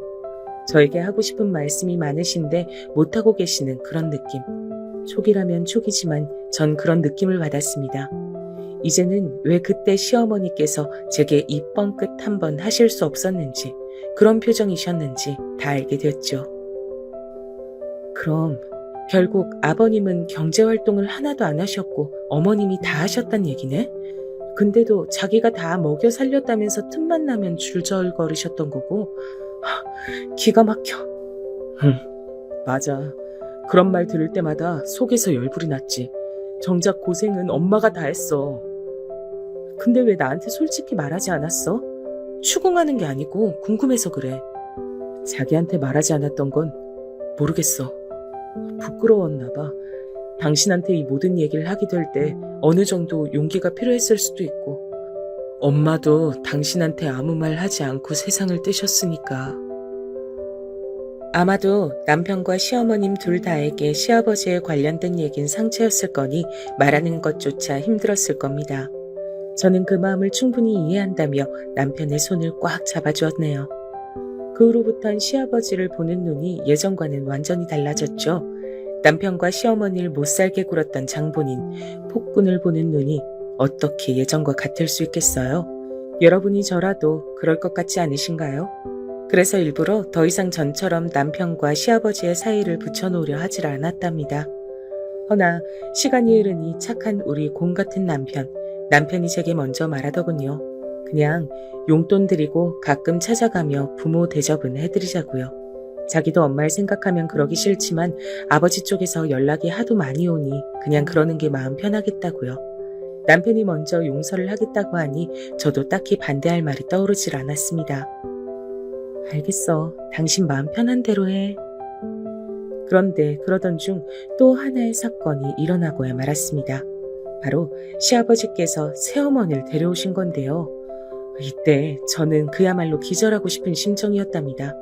새어머니란 작자는 우선 저와 비슷한 나이대였으며 딱 봐도 꽃뱀 기질이 보이는 여자였는데 시아버지 본인은 전혀 모르시는 것 같았거든요. 이날은 저만 초대를 받아 시댁에 가게 됐는데요. 아마 시아버지께선 남편의 눈치를 좀 본 모양입니다. 앞으로 며느라가 네 시어머니 될 사람이니 잘 받들어 모셔라. 알겠지? 네 남편이란 놈이 나한테 툴툴대며 자식 노릇 못해도 넌 우리 집 하나밖에 없는 며느리니까 이런 건 네가 다 알아서 챙기고 해야 하는 거야. 알지? 전 여기에 쉽사리 알겠다고 대답하기 싫었습니다. 그래서 그냥 모른 척 딴 곳만 쳐다보고 있었죠. 딱 봐도 돈을 노리고 온 꽃뱀 여자는 시어머니 모양은 내고 싶었는지 미니 스커트를 입고도 우아한 말투를 흉내내려 하더라고요. 저기 시어머니라고 너무 어려워 말고 그러니까 나도 나이가 젊고 하니 그냥 편하게 지내요. 뭐든 힘든 거 있으면 말하고 가족처럼 지내자고요. 그게 좋잖아요. 거기엔 네라고 해줬네요. 전혀 그럴 생각이 없었지만요. 시어머니라고 부르기도 싫은 그 여잔 자신이 어떻게 시아버지와 만났으며 자신은 저희를 자식처럼 생각하고 싶다고 말하더니 어느 날이고 상관없이 저희를 불러내기 시작했습니다. 정확히 말하면 저를요.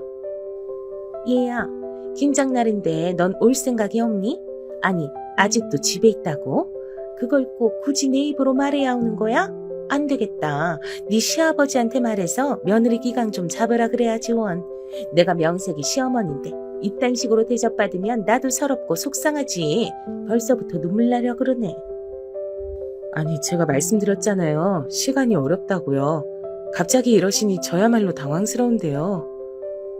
뭐라고? 갑자기 이런다니? 너 말 참 웃기게 한다. 그 여자가 시어머니랍시고 하는 행동은 수십 가지였는데 죄다 어처구니가 없었습니다.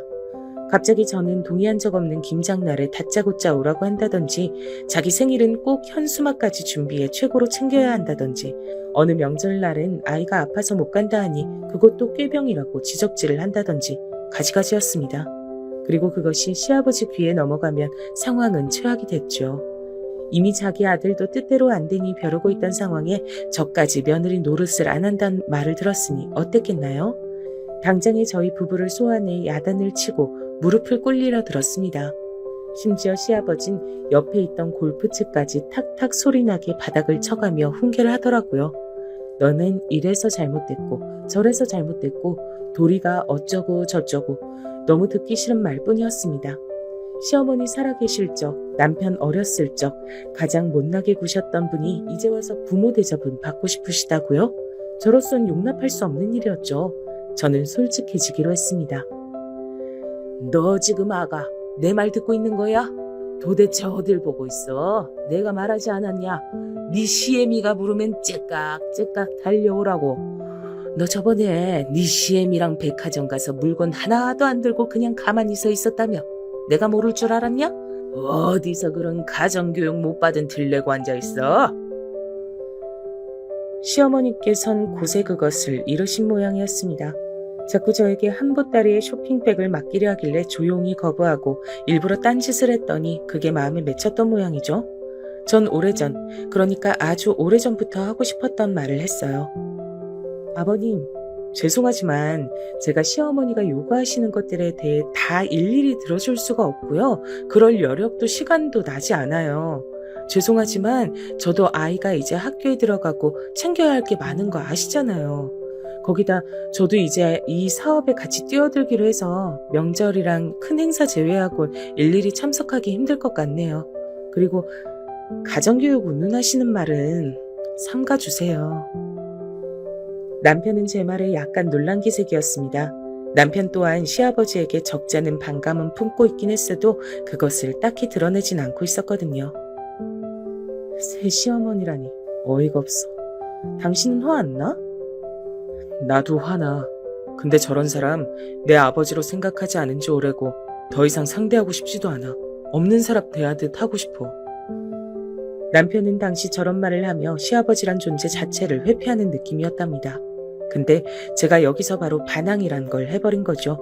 절대 당신 뜻대로 해주지 않겠다는 뜻을 전달한 겁니다. 그리고 물론 저희가 시아버지에게 했던 말도 사실이었습니다. 새로운 사업이란 학원을 차리는 것이었는데요. 남편은 수학과를 나왔고 저는 국어 국문학과를 나왔는데 남편은 음식점을 운영하는 것엔 지쳤다며 학원을 차리는 게 어떻겠냐고 제안하더라고요.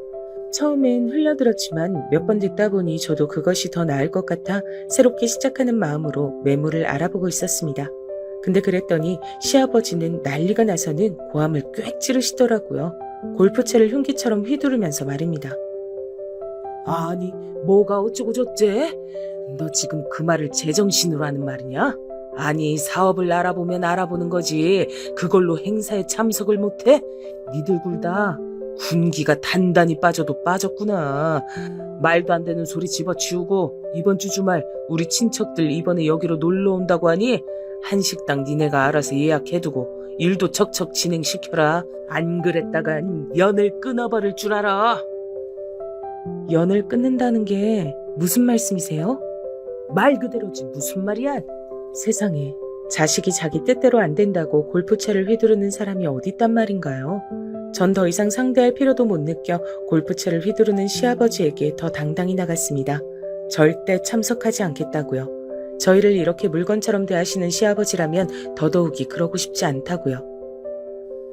그리고 연을 끊어야 한다면 그렇게 할게요. 어머머, 얘 말하는 것 좀 봐라. 싸가지를 국에 밥 말아 처먹었나? 어디니 시아버지가 봉으로 보이냐?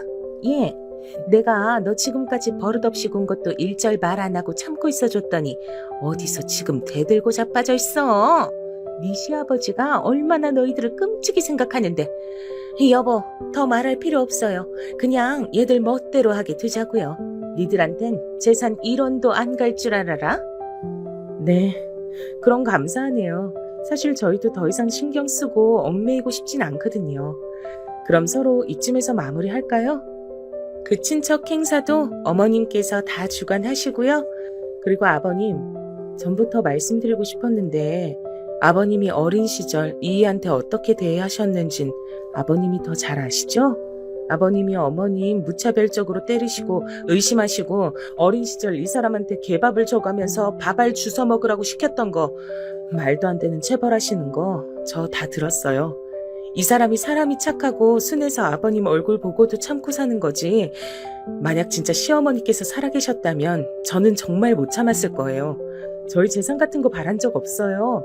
처음부터 저희 힘으로 살았고 앞으로도 그럴 거고요. 그러니 더 이상 사람 조종하려 들지 마세요. 시어머니까지 옆에서 같이 맞장구 치고 드는데 이건 아니다 싶어 못을 박아버렸습니다. 매듭을 지어버린 거죠. 남편의 어린 시절 얘기를 듣고 나선 건 처음이었습니다. 그러자 시아버지께서 약간 당황하신 기색이더라고요. 이런 얘기까지 들고 나올 줄 몰랐던 건지 말입니다. 저는 남편의 손을 잡고 그대로 일어서 나왔습니다. 뒤에 어떤 후폭풍이 있을진 예상이 됐지만 그 순간엔 그래야 했죠. 그런데 일이란 참 이상하게 흘러가더라고요. 저희가 먼저 인연 끊자는 말에 알겠다고 대답을 해오니 딴에 아쉬웠나 봅니다.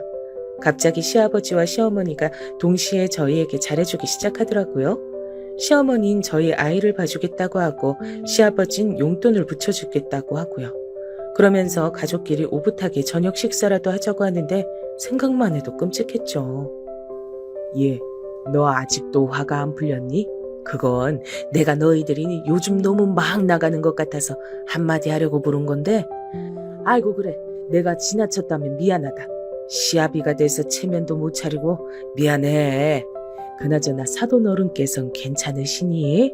내가 다른 게 아니고 요 앞 한약방에서 약을 지었는데 그것만 전달해주고 가도 되나?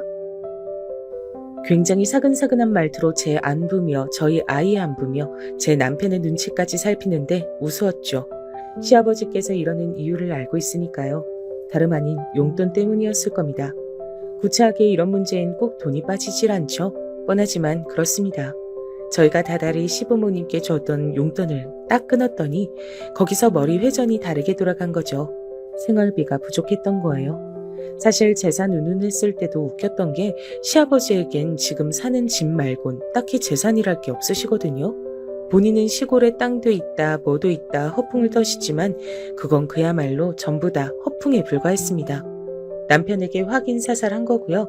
아무쪼록 시아버지는 용돈이 끊기는 게 싫었는지 다시 잘해주기 시작했고 남편과 저는 그런 시부모님이 솔직한 말로 징그러웠습니다.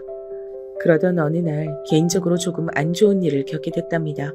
오빠로부터 친정어머니가 아프단 소식을 들었어요.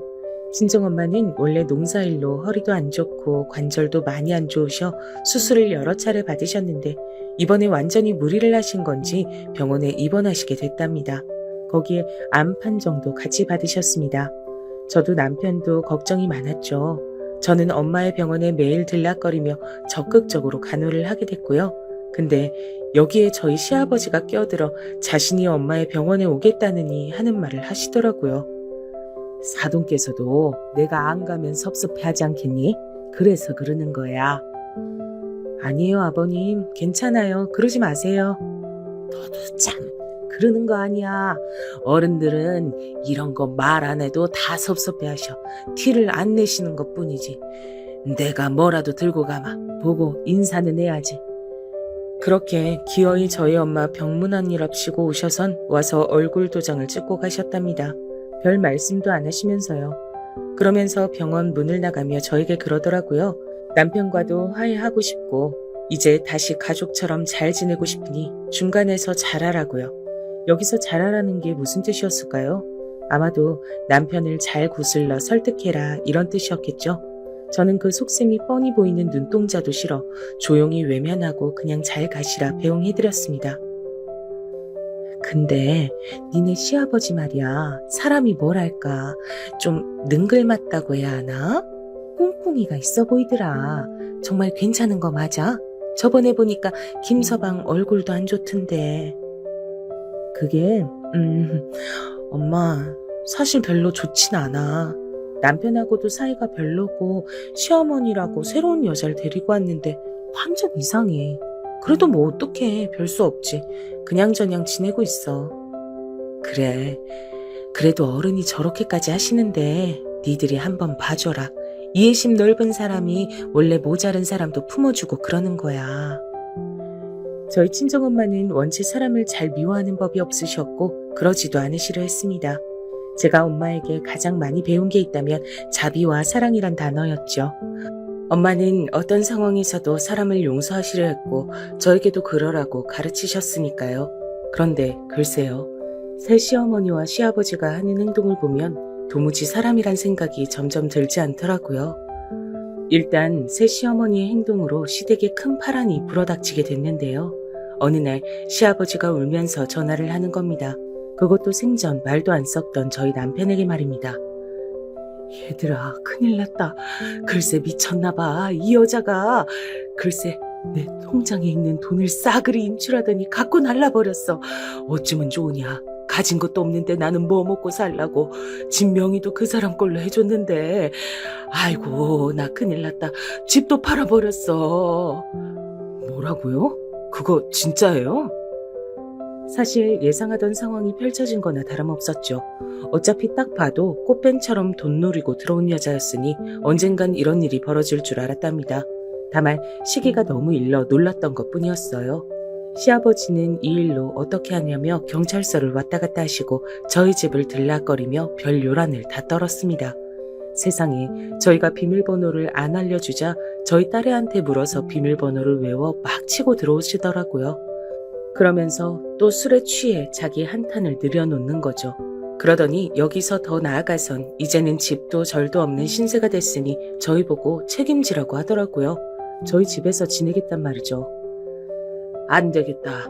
나도 면목은 없고 그래. 내가 우리 아들 어린 시절 못해준 거 다 너무 미안하고 죄스럽고 잘못했다. 근데 어쩌겠니. 상황이 이렇게 된 거 그냥 지금은 니들이 날 좀 받아줘라. 방 하나만 내줘. 내가 우리 손녀랑 같이 방 쓰마. 어? 아니 아버님 무슨 말이에요. 저희 딸 아직 어려요. 상황은 안 됐지만 저희도 솔직히 선뜻 안 된다는 말은 잘 안 나가더라고요. 정말 밉고 싫은 시아버지였지만 어쨌건 사기를 당해 저러고 길바닥에 떠앉을 처지가 됐으니 말입니다. 그래도 남편이 거절을 못할 것 같아 제가 대신 하려고 하는데 남편이 나서더라고요. 아버지 안 돼요. 죄송하지만 저희도 지금 방이 많은 것도 아니고 우리 지연이도 낯선 할아버지랑 지내면 불편할 거예요. 아이고 꼭 이래야 하냐. 내가 빌어야 돼. 미안하다니까. 내가 정말 큰 죄 지었다고. 동네 사람들 나와보세요. 다 나와보세요. 나 정말 억울합니다. 그러더니 시아버지는 갑자기 창문을 열고 자식이 자기를 버리려 한다면 떠들썩하게 소리를 지르기 시작했습니다. 너무 놀랐죠. 근데 뻔뻔하게도 계속해서 소리를 지르더라고요. 그 소리에 저희 딸아이가 놀라 나와서는 도대체 할아버지가 왜 저러냐고 묻는데 할 말이 없었답니다. 진짜 요즘 말로 저희 시아버지 진상 중에 진상이었습니다. 결국 저와 남편은 상의 끝에 시아버지를 저희 집에 모시진 않고 근처 모텔을 잡아드리기로 했습니다. 한 달 장기로 끊어드리기로 했고 비용은 저희가 부담하기로 했고요. 솔직히 만만치 않았지만 그 수밖엔 없었습니다. 안 그러면 매일같이 저희 집을 찾아올 기세였거든요. 아이고, 꼭 이런 모텔이어야 하냐? 좀 좋은 호텔도 있을 텐데. 그래, 뭐 내가 무슨 힘이 있겠니? 시아버진 마지막 모텔에 들어가시기 전까지 이런 말을 구시렁거리시며 속을 긁었지만 가볍게 무시해버렸어요. 그것도 만족해라 속으로 말하면서요. 그리고 모텔 앞까지 바래다 드리고 오는데 속이 안 좋더라고요. 아무래도 시아버지로 인한 스트레스가 컸던 모양이었습니다. 시아버지에게 신경 쓰느라 엄마 병문안도 잘 못 가고 있었으니까요. 그래서 다음 날부턴 엄마도 잘 챙겨드려야겠다 생각하며 집으로 향하고 있었죠. 그러던 중 일이 터지고 말았습니다. 갑자기 천둥이 치더니 비가 후두둑 떨어지기 시작하더라고요. 마른 하늘에 무슨 날벼락인가 싶어 편의점에라도 들어가 우산을 사려고 하는데 연락이 왔습니다. 오빠였어요. 큰일 났어. 얼른 병원으로 와. 엄마 위급하시다. 헐레벌떡 병원으로 향하면서도 아니겠지 속으로 아닐 거야 라는 마음으로 뛰었습니다. 기도하는 마음이었습니다. 우리 엄마, 한평생 고생만 했던 우리 엄마한테 설마 나쁜 일이 생길 리 없다는 그런 마음이었죠. 근데 마지막으로 엄마 얼굴을 봤을 때가 생각이 잘 안 나더라고요. 순간 언니가 엄마에게 대신 가면서 꽤 오랫동안 엄마에게 가지 못했다는 생각이 들었습니다. 도착했을 때 엄마는 중환자실에 가 있었고 의사에게선 상태가 아주 나빠졌단 말을 듣고야 말았습니다. 어쩌면 마지막을 준비해야 한다는 말까지도요. 말도 안 된다고 생각했지만 결국 일은 일대로 벌어졌어요. 엄마는 중환자실에서 몇 달 버티시더니 끝내 마지막을 앞두게 되셨습니다. 여보, 우리 엄마가... 저는 말을 다 잊지도 못하고 남편을 불렀어요. 어떻게 엄마와 마지막 인사를 나눌 수 있었는지 감정적으론 준비가 돼 있지 않았는데 해야만 하는 일이기에 눈물을 닦아내며 마지막 인사를 했던 것 같습니다. 그동안 엄마에게 너무 고마웠다고, 우리 가족 모두 엄마를 너무나 사랑했다고 엄마 편히 가라고요. 뒤범벅된 말을 하면서도 눈물이 계속 흐르고 감정을 주체할 수 없었습니다. 저희 남매 모두 마찬가지였죠. 그리고 엄마의 장례식을 치르는데 살면서 언젠가 한 번은 있을 거라 생각했지만 그날이 이렇게 빠르게 다가올 줄은 상상도 못했기에 장례식 분위기는 너무나 가라앉아 있었습니다. 아직 하고 싶은 게 많은 우리 엄마인데 속으론 그 생각을 하며 엄마의 영정사진을 멍하니 바라보고 있었죠. 첫 번째 날 밤을 꼴딱 지샜을까요? 이튿날 되니 시아버지도 장례식에 오셨더라고요.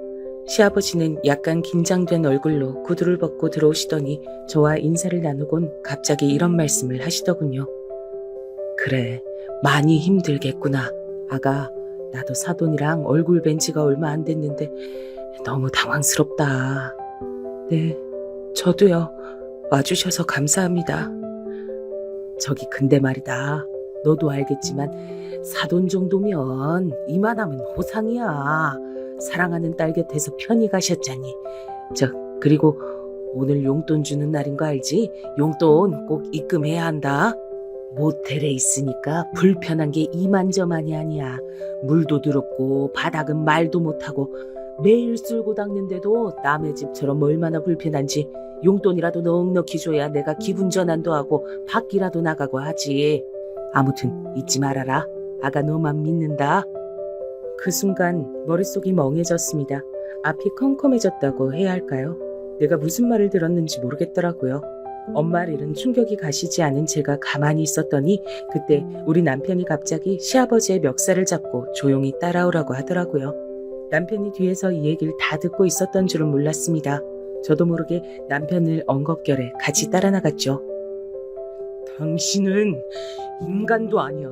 오늘 끝장 보자. 남편은 장례식 바깥에서 그대로 주먹으로 시부의 얼굴을 때렸습니다. 내리꽂았다는 표현이 맞겠네요. 누가 보면 폐륜이라고 할 만한 행동이었지만 남편에겐 그리고 저에겐 정당한 대처였습니다. 그리고 나서 남편은 지금껏 가슴에 담아두고 있었던 한 맺힌 말들을 울부짖듯 쏟아냈어요. 당신이 우리 엄마와 나한테 한 짓, 나는 그 모든 것을 당하고 지켜보면서도 가만히 있었어. 당신이 내 아버지란 이유 하나만으로, 날 놔줬단 이유 하나만으로. 근데 천륜? 그딴 거 다 필요 없어. 당신은 인간도 아니야. 내 장모님에게 그런 말 하는 인간이 어떻게 인간이야? 이건 짐승이지. 뭐? 용돈? 이제 영원히 없을 거야. 당신을 구제해줄 사람은 영영 없을 거라고. 노숙자나 돼서 어디 한번 밑바닥까지 쳐봐. 저는 남편이 이 말을 뱉으면서 또 무르지 않을 거라고 생각했습니다. 성정이 착하고 연한 사람이었지만 악에 차 뱉었던 그 말에 너무나 큰 아픔과 고통, 그리고 더 참지 못하겠단 마음, 이 모든 게 담겨져 있었거든요. 시아버진 씩씩거리며 이 와중에도 자신이 뭘 잘못했냐고 하더라고요. 자식 새끼 이래서 키워줘도 소용없다는 거야. 뭐 노숙자? 이런 썩을 놈이 다 있나. 세상에 지아비를 노숙자 만들겠다는 자식이 어딨어? 그럼 자식을 마음껏 종부리듯 부리는 부모는 세상에 어딨답니까? 이제 그만 추접한 꼴 보이세요, 제발. 저희 엄마 장례식에 와서 뭐? 호상이요? 미치셨어요?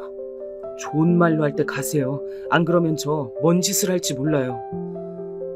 남편과 저희 친정엄마의 사이가 좋았던 것도 좋았던 것이지만 남편이 시아버지에게 감정이 좋지 않았던 이유, 바로 어린 시절부터 성인이 되어서까지도 내내 남편을 못살게 굴었던 점들이 모두 화해의 이유였겠죠. 아주 정당한 이유요. 저는 그때 약간 정신이 차려졌고 엄마의 장례식을 무사히 다 치러낼 수 있었습니다. 그날은 버럭 화를 내셨지만 그 후 시아버지는 잘못했다며 저희 집에 와서 빌고 또 나름대로의 방법을 쓰셨죠. 돈을 얻어내기 위해서였습니다. 얘들아, 나 버리지 마라. 그러지 마. 나 너무 힘들고 배고프고 아무것도 못하겠다. 경찰에 신고할 거니 오지 마세요. 저희는 아이 시아버지를 고소해서 접근 자체를 하지 못하게 했고 지원도 완전히 끊어버렸답니다. 덕분에 시아버진 지금 어디 지하철역 근처에서 노숙을 하며 지내고 있습니다.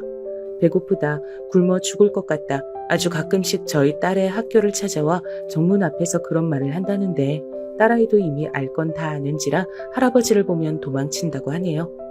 아마 시아버지께서 저희 친정엄마 장례식에 와 그런 말까지 하지 않았다면 조금 더 관계가 지속됐을 수 있을 겁니다. 하지만 언젠간 끊겼을 관계였겠죠. 혹시 저희 구독자분들에게도 이런 관계가 있으실까요? 끊어내고 싶을 만큼 고통스러운 관계요. 그게 가족이라면 아마 고통이 더 크실 겁니다. 저도 그랬으니까요. 그저 저의 경험을 바탕으로 말씀드리고 싶은 게 있다면 여러분을 괴롭히게 하시는 관계라면 거리를 두시고 웬만하면 끊으시는 게 좋습니다. 최대한의 거리를 두는 걸 먼저 추천하고요. 어차피 여러분에게 결국은 해만 주고 상처만 입힐 존재들이기 때문이죠. 아름답고 충만해도 충분할 인생을 그런 사람들로 채운다면 너무 가슴 아픈 일 아닐까요? 또 한 가지 더 말씀드릴 게 있다면 이 사건 이후 저희 남편의 변화도 큰데요. 남편은 어쩐지 무척이나 마음이 후련한 상태가 됐답니다. 요즘은 매일 안 하던 운동도 나가고 삶의 의욕 자체가 높아졌어요. 진즉에 했어야 할 일을 너무 늦게 했다 하더라고요. 어렸을 때 어린 내가 엄마를 못 지켜줬을 때 내가 많이 미웠거든. 엄마가 돌아가셨을 때도 그랬고. 근데 참는 게 능사가 아니었어. 때론 화도 내고 내 감정도 표출했어야 하는데 내가 아버지를 너무 많이 참아주고 살았지. 지금은 너무 좋아. 속이 후련해. 당신이 또 잘했다고 해줘서 고맙고 엄마한테도 떳떳한 기분이야. 남편은 저에게 이런 말을 해주곤 한답니다. 참 듬직한 남편이죠. 저는 앞으로 우리 착한 남편이 다른 사람들에게 당하지 않고 어린 시절 힘든 기억에서 벗어나 이젠 정말로 행복한 님들만 가정 울타리 안에서 마음껏 겪고 누리며 살았으면 좋겠습니다. 저희 딸과 제가 함께일 테니 그럴 수 있겠죠. 여러분도 마음으로 많이 응원해 주셨으면 좋겠네요. 그럼 지금껏 한불이었을 제 이야기 들어주시느라 고생 많으셨고 들어주신 여러분들 모두 행복하시길 바랄게요. 저는 조용히 구독자로서 앞으로 또 올라올 사연들을 기다리고 기대하며 여러분의 앞날을 기원하도록 하겠습니다. 그럼 안녕히 계세요.